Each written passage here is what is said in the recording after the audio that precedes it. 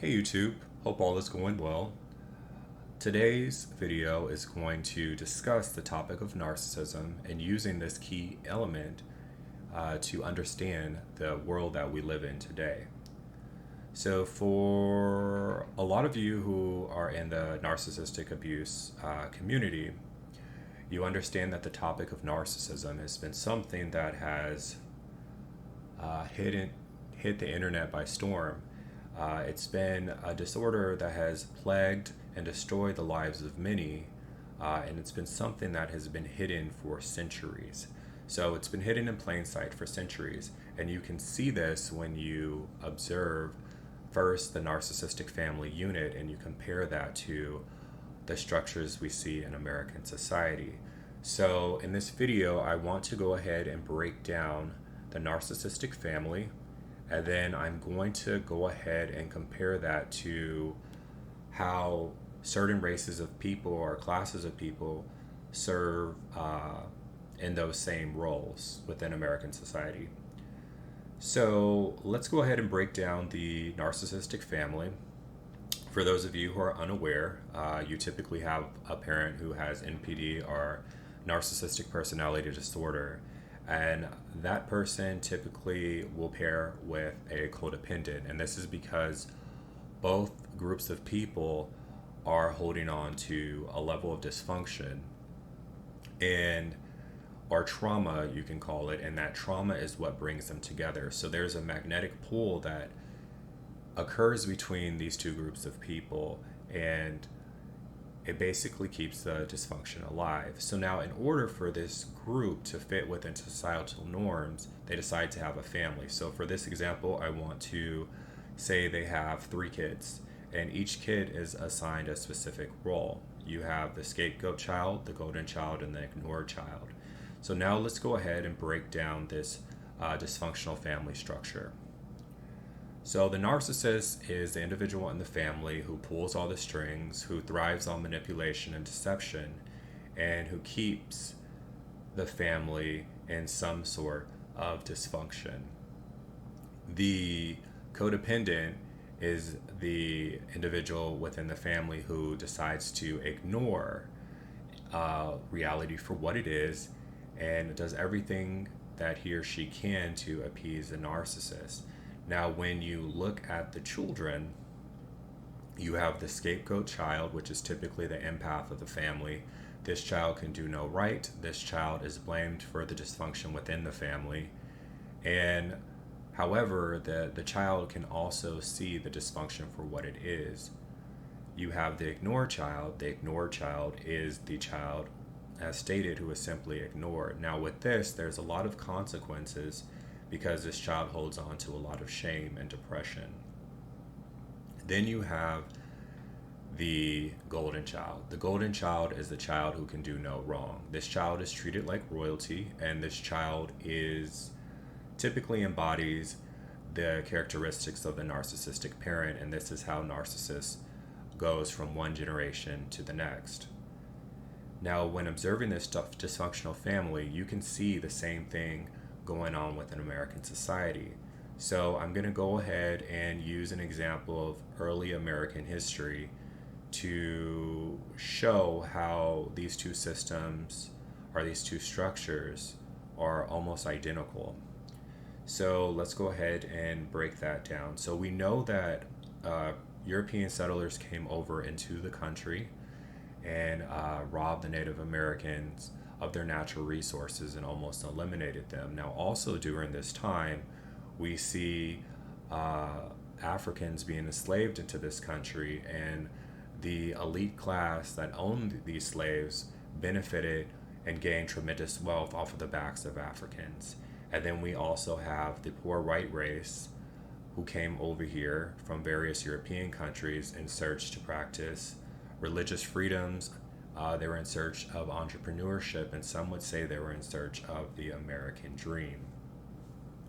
Now, when you look at all these different classes of people, you see the parallels. Well, I'm going to show you the parallels that also are similar to that within a narcissistic family. So when you look at the controllers that control this country, you see the narcissistic or cluster B personality. They maintain control by manipulating the masses through propaganda and education, through the corporate structure, through laws and regulations, through its police force and military might, and also through propaganda, if I haven't mentioned that earlier. Then you have those within the elite class who serve as the codependent parent. So this is going to be those who have a different mindset to that of the narcissist, but they benefit financially, so they choose to ignore the dysfunction that the masses are faced with.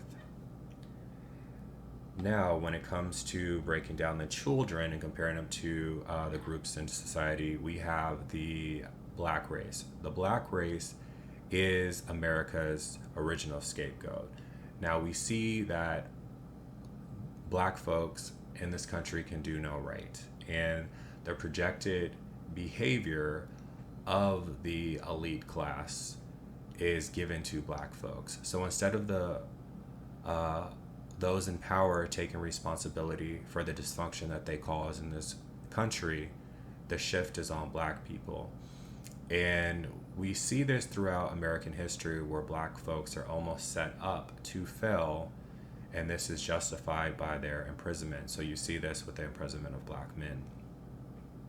Now, when you look at the indigenous race, you see they are symbolic of the forgotten child. So this race was almost eliminated and wiped into extinction. And similar to that of the ignored middle child, there's a lot of shame and depression there. So when we look at the indigenous race, we see the negative aspects of this through things like alcoholism and suicide. And the only time we do see the indigenous race in the media is when it comes to caricatures for your various sports teams. Now, the white race, or the poor white race, is going to represent America's golden children. So they have a few perks, but I wouldn't call it white privilege, because as history points out, this group of people did suffer tremendously, and we see this in World War I, the Great Depression, and World War II. We also see this in contemporary history when it comes to the 2008-2009 recession and what's going on with this crisis today. So as you can see, there are many parallels to how the American structure is to that of the narcissistic dysfunctional family. I also want to break down other categories which are symbolic of American culture, however they have narcissistic roots.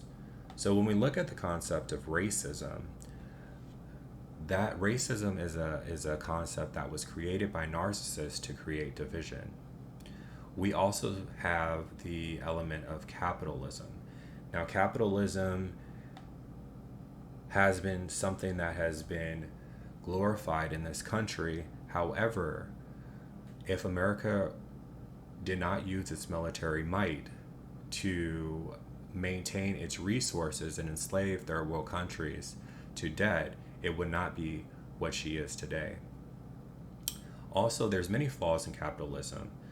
We see that big corporations and big businesses are in bed together, and different crises are orchestrated to benefit the rich and big business, while the masses and poor lose everything. And then, of course, capitalism promotes selfishness and greed and the love of money. Another concept that I want to talk about that has narcissistic roots in American society is the concept of the American dream. Now, the American dream, in my opinion, has narcissistic roots because it's based off an illusion.